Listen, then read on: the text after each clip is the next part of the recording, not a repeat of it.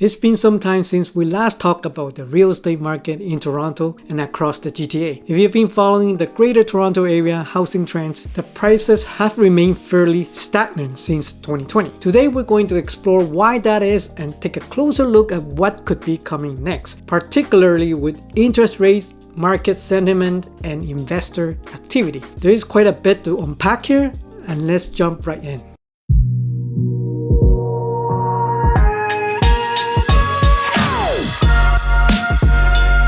If this is your first time in the Living in the Greater Toronto Area channel and you want to know everything about living in the Greater Toronto Area, then subscribe below and tap the bell for notifications so you can be the first to know about the current market here in Toronto, Ontario. My name is Antonio and my business partner is Van. We get calls every day from people just like you, so whether you are moving in 9 days or 9 months, feel free to reach out as all of our contact information is in the description below. We will be happy to help you make a smooth move to the Greater Toronto Area. Let's begin by taking a look at this 5-year graph starting from 2019. We can see the average home prices steadily increased each year, peaking in May of 2022. That's when the well-known rate cuts took place, and since then, prices have essentially flatlined. The Bank of Canada has consistently raised interest rates, which make borrowing more expensive and cool down the market. Interestingly, we did see a slight bump in average prices during the fall of 2023, but 2024 has followed a similar pattern so far.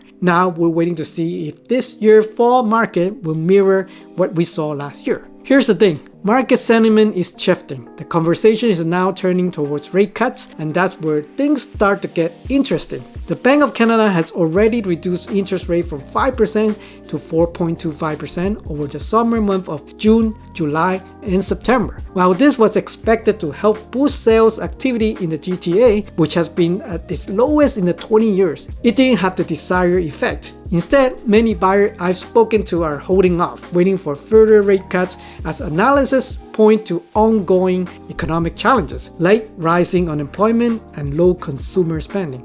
Essentially, buyers are still sitting on the sidelines. So in the US, we recently saw a surprising rate cut, 0.5%. That's 0.50 basis points. Meanwhile, here in Canada, the first cut was only 0.25 basis points. The difference in approach is worth paying attention to. The Bank of Canada is being cautious, but there's talk that by 2025, we could see interest rate dip below 3%. Personally, I doubt it go that low, but hey, at least people are starting to talk about the rate cuts. And more analysts suggest that we could follow the US in the coming rate announcement on October 23rd that it could potentially be a 0.50 base point cut. Despite 2023 not having any rate cuts or positive signals from the Bank of Canada, we still saw a slight increase in average prices. Looking ahead, there's a lot of uncertainty in the market, but from my conversation with buyers and the sellers, things remain quite stagnant. Sellers are holding out for higher prices while buyers are coming in with extremely low offers. This mismatch is causing sales activity to decline further, and the number of new listings keeps growing, adding to the already high inventory of active listings. This is especially true in the condo market, where certain areas of Toronto have seen months of inventory climb as high as 7 months. This essentially puts those areas in an extreme buyer's market. To put that in perspective, it would take over half a year to sell off all the available condo inventory, assuming no new listings were added during that time. If you're on the fence about buying a freehold and trying to time the market, good luck. Predicting the exact bottom is like flipping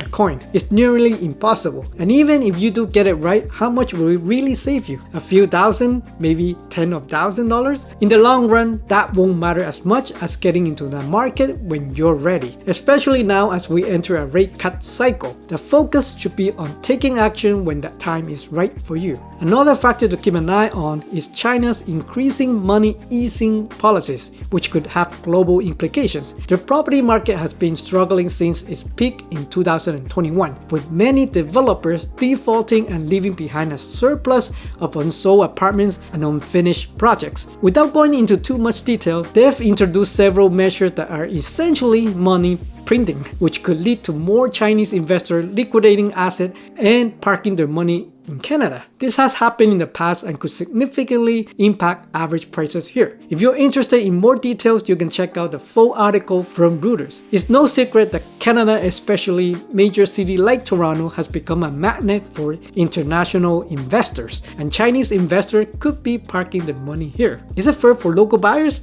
Absolutely not, but the truth is, Canada's major cities including Toronto have become global investor hubs, especially with our rising immigration numbers. So if you're planning to buy, it's worth considering that the window for negotiating might be closing. As of now, sales numbers are stabilizing and the average prices have plateaued, but in my opinion, if you have plans to buy, this could be one of the best times to do it. I truly believe that trying to time the bottom of the market is risky, and even if prices were to drop slightly, the impact may not be as significant as you think. So on a side note, I've been using real-time listing in my videos recently, and some of you have told me that you find it super helpful. If you enjoyed this format, please drop a comment below and let me know. I love hearing your feedback. Plus, I'm thinking about increasing the number of videos I upload, maybe even posting twice a week. And I would be focusing on certain pockets of the GTA, especially in Markham. What do you guys think? Would you be interested in more home tours or community spotlights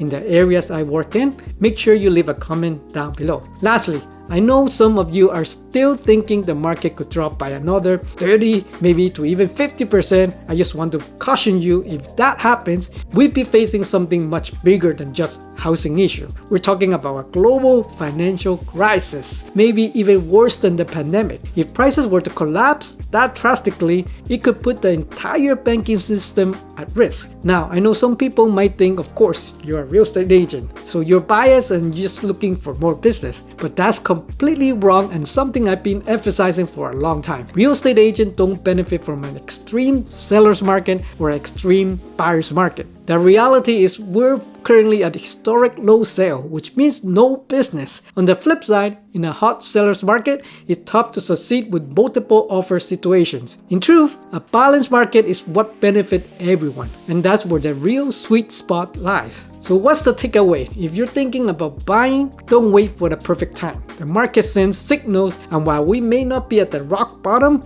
I believe we're in a great window for buying, especially freehold homes. If you want to know more or need advice on how to navigate this market, feel free to reach out. Don't forget to subscribe for more updates, and I hope you have a wonderful day, and I'll see you in the next video. Bye.